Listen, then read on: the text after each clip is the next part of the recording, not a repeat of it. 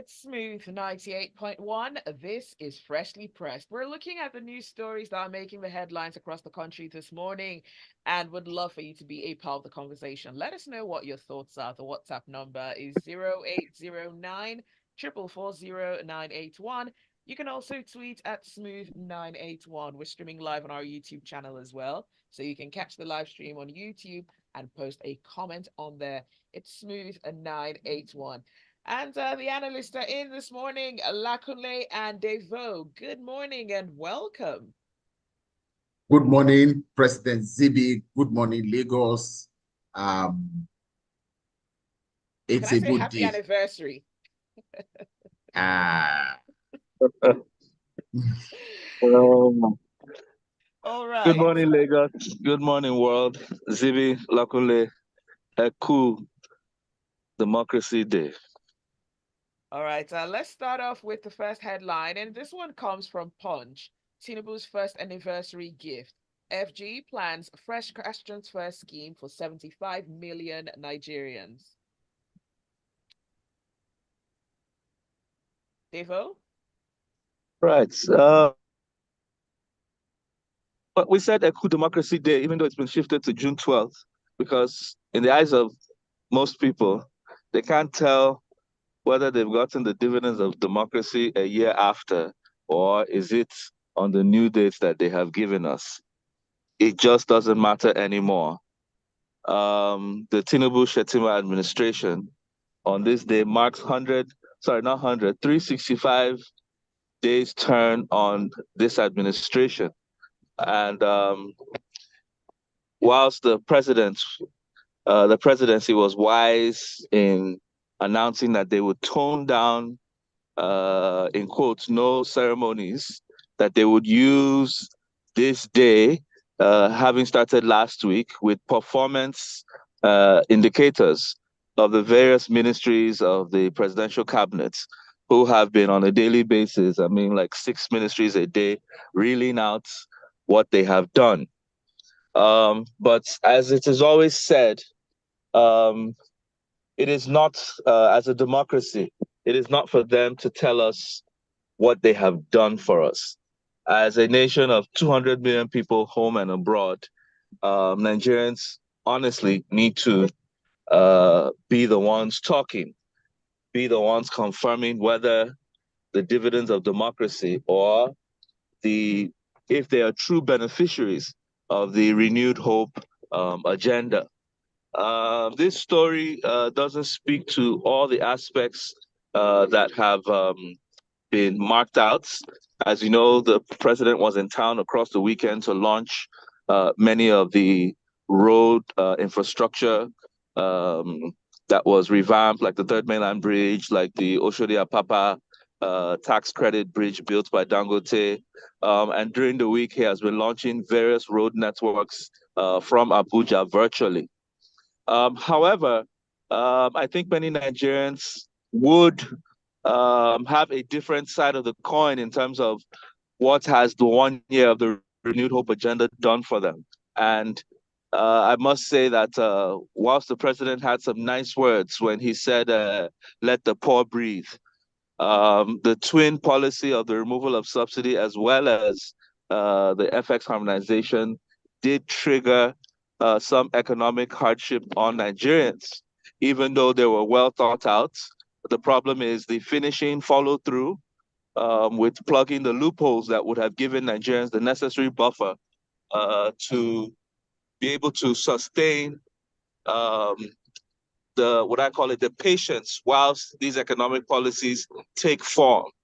Nobody is saying that everything must be done in a year, but Nigerians need to hold on to something to be able to look forward or to have a sense of hope. So in this article, it speaks to how the presidency has said that the um, intervention programs by the Minister of Humanitarian and Disaster Development would be resuscitated. As you know, at the beginning of the year, it was both the minister and a few officials were suspended on a case that's still being investigated, even though that was handed over to a special presidential panel with the Minister of Finance working on it. They've said that they're looking at how they can identify Nigerians. The intention is to distribute 75 million or 75 billion amongst 50 million homes in the nation. And they need a form of identity for that. And that is key because we've always been hearing about money being distributed to support as palliative, but Nigerians up till date have not seen, have not received. So I think if they're going to go at it again, we need to see some level of accountability. And it's something that they need to do quickly because while you have asked us to be patient, the inflation in the economy is not patient with us. School fees that have been paid are not patient with us. Food prices have not been patient with us. Medical bills, both for hospitals, clinics, drugs, have not been patient for us. What is important, and I think my final say is that instead of the government, both at the federal and state level, reeling out their achievements to date, I think they should be talking to their people and listening to them. Give the mic over to your citizens, to your constituents. Let them speak to you. And as a government, if you didn't know, hear from them where their pain points are, so that at least the remaining 2 to 3, 4 years left, they can use it and correct any mishap that they would have ever got into. I think that is leadership. Thank you. All right, thank you, Devoe, for that. Let us know your thoughts. The WhatsApp number to send them across to is 0809 4440981. And you can also tweet at smooth981 or just post a comment on the live stream on our YouTube channel, smooth981. The next headline comes from Punch. Minimum wage talks collapse again as Labour rejects 60,000 naira. This is one very Lakunle? interesting. This is one very interesting topic that Nigerians should be very interested in. The Nigeria Labour Congress, and I think in conjunction with the TUC, is asking for a minimum wage of 615,000 naira. The metrics with which they arrived at that number might be debatable. We may not agree with it. We may wonder what magic, what arithmetic they arrived at that number. What is the inflation factored in, and so on and so forth. On the part of the government, we know this is not, we don't necessarily have to be in government or have the account number of government to know that the government is barely surviving based on its income. And we see this by the number of ways that all forms of taxes are now being introduced. The promise of Mr. President during the campaign was that he was going to widen the tax nets. But instead of doing that now, it appears to me that what we have seen now is that they are only increasing the current taxes and introducing more taxes rather than widening, increasing the number of people who pay these taxes and the correct taxes to be paid. The income from oil dwindles every day based on two things: the number of the volume of our quota that we're able to meet up on a weekly or on a daily basis, and the price of oil on the international scene. Add to that the inflation that has happened over the last 17, 18 months. Food inflation is alleged to be at about 40%. Our government says that general inflation across board is about 33%. So when you put all of this together, you can begin to look for ways and say you want to agree with Labour that minimum wage should be that high. But then, why do Labour ask government for an amount they know government cannot pay or cannot be sustainable? And then that takes me to my position again about what the Nigerian Labour Congress should be doing. The Nigerian Labour Congress should not wait for government for things to happen before they react. They are supposed to be the biggest labor movement. They're supposed to be the biggest mover and opinion and policy former for the government. The National Assembly exists. Where is the lobby group of the Nigerian Labour Congress?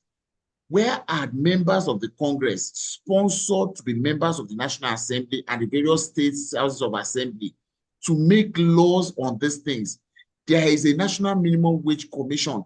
There is a law about when minimum wages are to be reviewed upwards or downwards or however. And there are intervals when these things should happen. When last did the Labour Congress go to court to challenge the wage commission, well, it has a wage mobilization, something, RMAC, something. I can't remember the exact name of that commission. When last they challenged them in court to say that, look, the law says every 4 years you must review wages and so on and so forth. Why do we wait till when we are in this kind of situation now? And then we're saying that if we don't increase the minimum wage, then we are going to go on strike. I personally do not believe in strikes, because I think that rather than for it to solve the problem, it causes more damages. So I think that beyond asking for wage increments, what other things can government do? I think that also that it's a culture with us, Nigeria, that once there's a problem, we assume throwing money at it solves it. Now, the inflation is at 40%, and we're asking for increments in wage. That does not solve the problem of the inflation itself. So we throw money at it, then the inflation goes up because everybody starts to compete. All those monies start compete for less things that it can buy. So the inflation continues to go higher. So why don't we tackle the problem in our agriculture, the flooding, food production, all those? Why don't we concentrate on tackling those things so that the inflation numbers can drop, rather than say that because inflation is 40%, then we must increase wage by 80%. It's not going to solve the problem, in my opinion. So I think that that's why it's okay to ask for increments in pay, yes, but the foundation itself is that we're not producing enough. There's inflation, there's a food problem. Our agricultural system is challenged right now. We're not producing enough. Insecurity is causing a lot. Farmers can't go to farm. The ones that get produced don't get to places where they will be bought on time. Many get lost due to wastages, rotting. You need to take a road travel from maybe, say, from a Benue to maybe to Lagos, and then try and count the number of trucks carrying food products that have broken down on the road or that have been involved in some form of accident. So those are the things that are contributing to the inflation that we need to deal with. We cannot be treating an open sore by just washing it. We must do something else. And those are the things that I think that Labour Congress should focus more on, rather than on asking for wage increments. Thank you. All right, Lakunle, thank you for that. Let's look at a few messages coming through. Emeka says, as long as the government that borrows and spends for themselves, we'll always stand with Labour, no matter how you think, no matter how unreasonable you think they might be. Yinka Bolu says, Lakunle, just for clear perspective, the civil service headcount in Nigeria is about 2,655,000 times 2 million. That's 1.23 trillion a month. Mind you, 650K is the minimum. That's about 1,050% increase from 30,000 that some states can't even pay. Now let's go to those in, say, level 13 and multiply their salaries by 1,050% increase and see what it gives to the 1.23 trillion naira a month, which is just for starters. Then in the month of either March or April, the total FLAC allocation for all three tiers of government is about 1.2 trillion. Please make it make sense to me. 48,000 from 30,000 is a 60% increase, which sounds reasonable on paper, but not in reality. Now, what I expect from the labor union is to try to align their expectations with the current reality in their country. Ajayi says, good morning. It's surprising that the president is still talking of cash transfers as palliative, even as the Ministry of Humanitarian Affairs is still reeling in the murky waters of past cash transfers that ended up in the pockets of government officials. Let's move on to the next headline. And this one is coming from Just need a second to pull that up. The Guardian.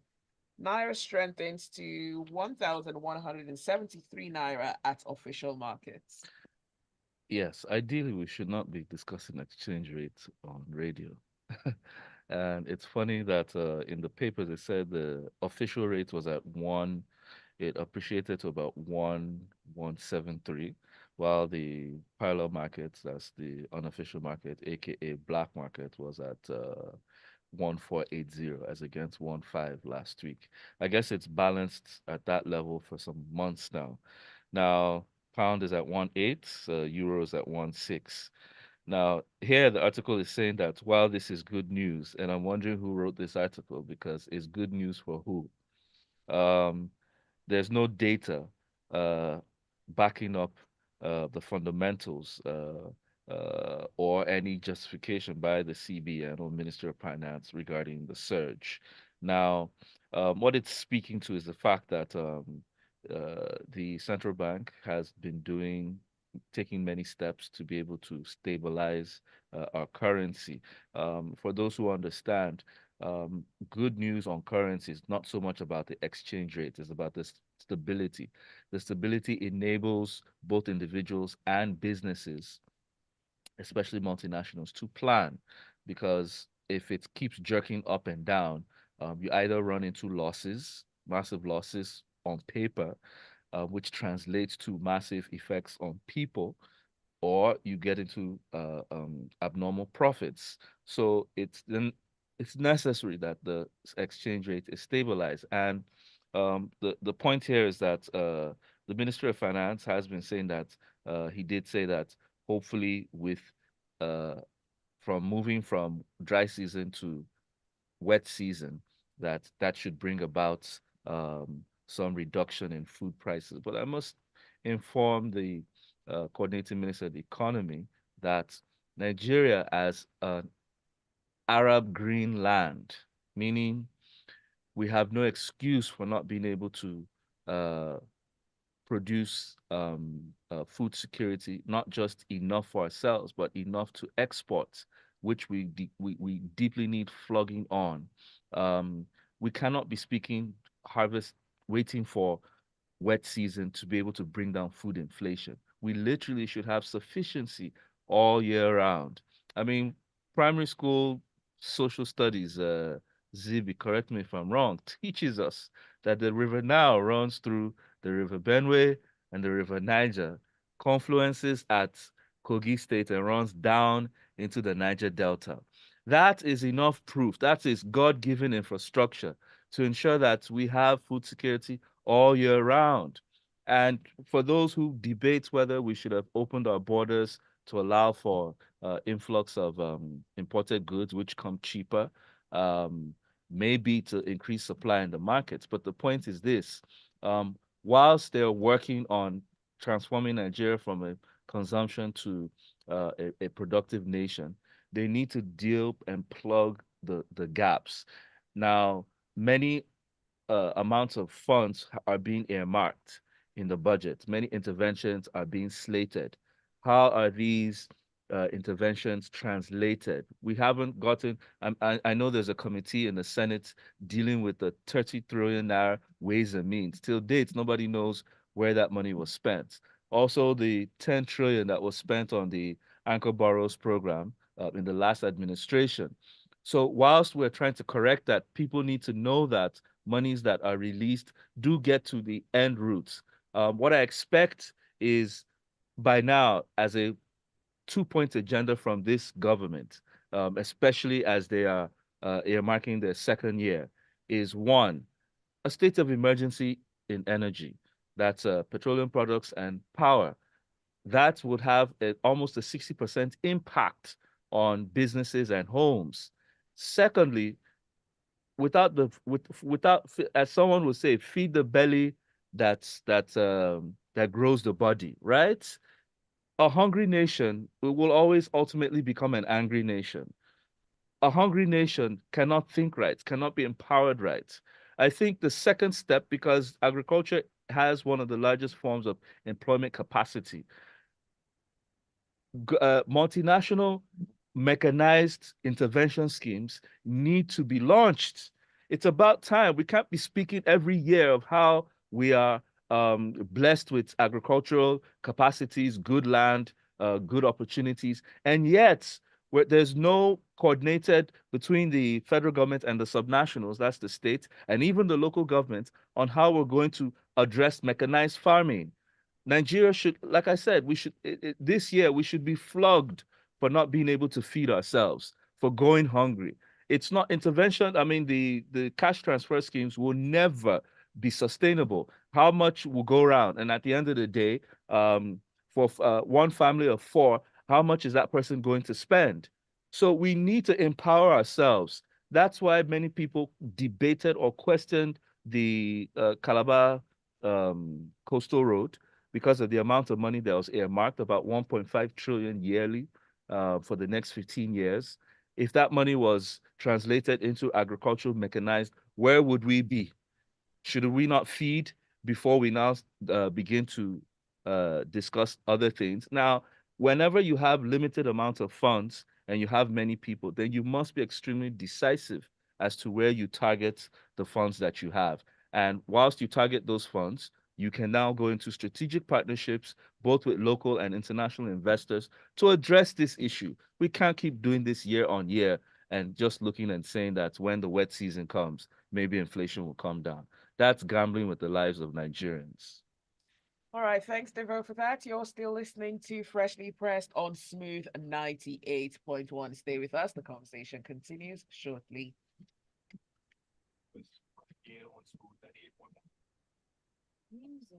Zibby, your voice is very low. I'm Yes, really I hearing noticed. you. So, But I can hear Devoe clearly. But You can yes, hear I Devoe strain, clearly? yes, but I strain to hear you. yes, your mic is low. Really? Yes, I had to raise the volume when I was on my way. And That is, I have to tell Sam. Okay, thanks for letting me know. is it at the highest volume? Sorry? Is it at the highest volume? It's not at the highest because if it's too high, it starts speaking. But I think it might be a connection thing. Uh-huh.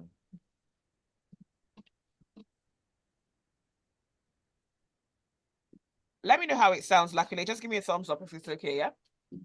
Okay. Smooth 98.1. This is Freshly Pressed. We're looking at the news stories making the headlines. We'd love to get your thoughts. The WhatsApp number is 0809 440 981. And you can also tweet at Smooth981. Okay, let's look at a few messages coming through. JJ says, happy 1 year in office to all. I personally think it's sad that commissioning roads and bridges is the way we measure progress in this country. Let us look at the basic things of life: food, water, shelter. How are we with these? And Fabian from Ekbe says, a strike is instituted because all efforts at other measures to solve the issue failed. In Nigeria, a strike tends to be what the government appears to be willing to respond to. I don't agree with Lakunle, as Labour has brought up other issues for the government to tackle that could help the economy, which they are yet to tackle. While I believe that they need to reconsider the minimum wage they're asking for, they have a right to fight for the masses. All right, please keep the messages coming. WhatsApp number 0809 440 981. From Daily Trust, Lagos signs deal with Dutch firm to generate power from wastes. Luckily, All right. So when this news broke sometime yesterday, the first thing in my mind was, I hope this is not another the Enron. grain name of a few years ago, right? So out of curiosity, so I just typed the name of the Dutch firm, Harvest Waste, into Google.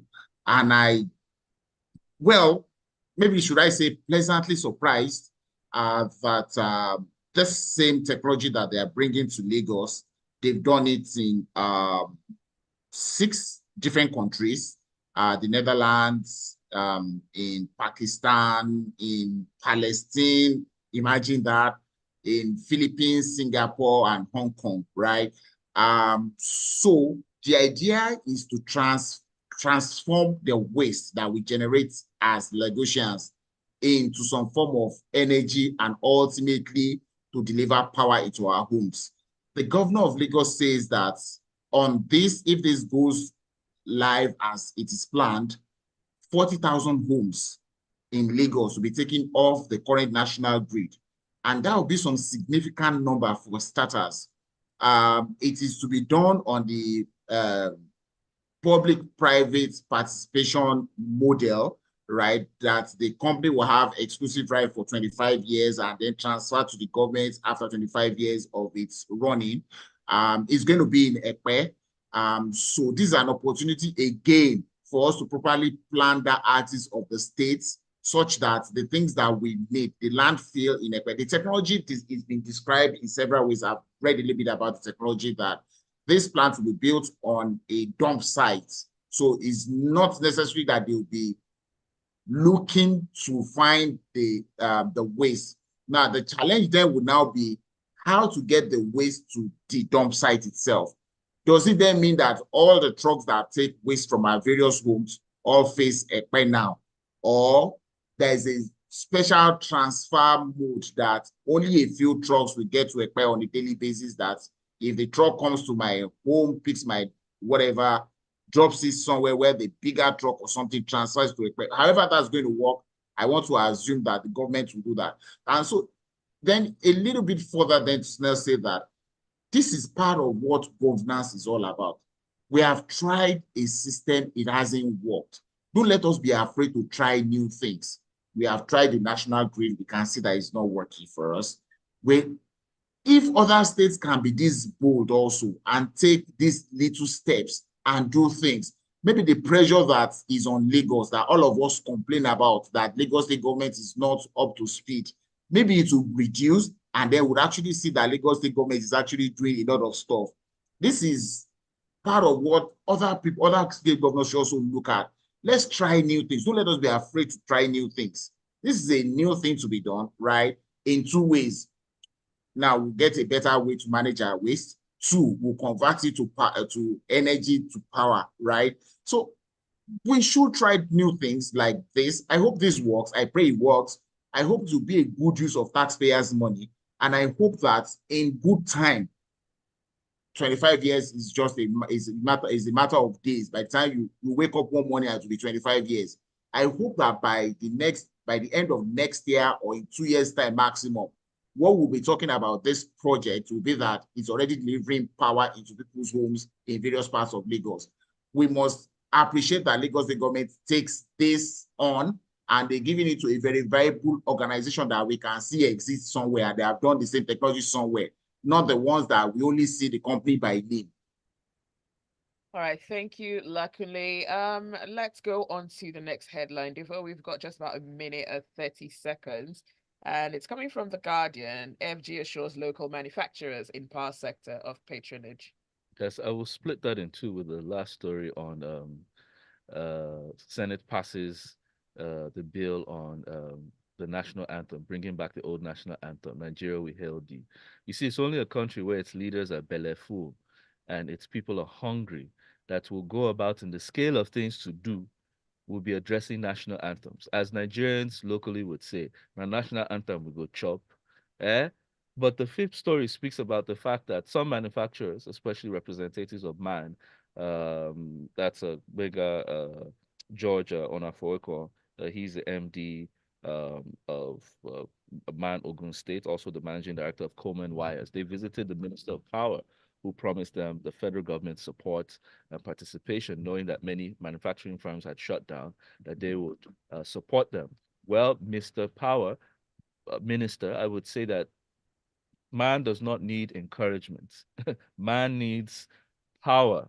And what that simply means is, what are you doing to ensure that the energy cost to power manufacturing firms, which make up the bulk of the real sector, is carried through? And we're speaking to the use of substations, the use of willing buyer, willing seller, the use of other forms of electricity apart from the grid, mini grids, etc., and hydroelectricity. What are you doing to ensure? Because the bulk of the japa is coming from the fact that the manufacturing sector has suffered in this day and time with high energy cost coupled with high import cost for what do you call it, components that which they use in their factories.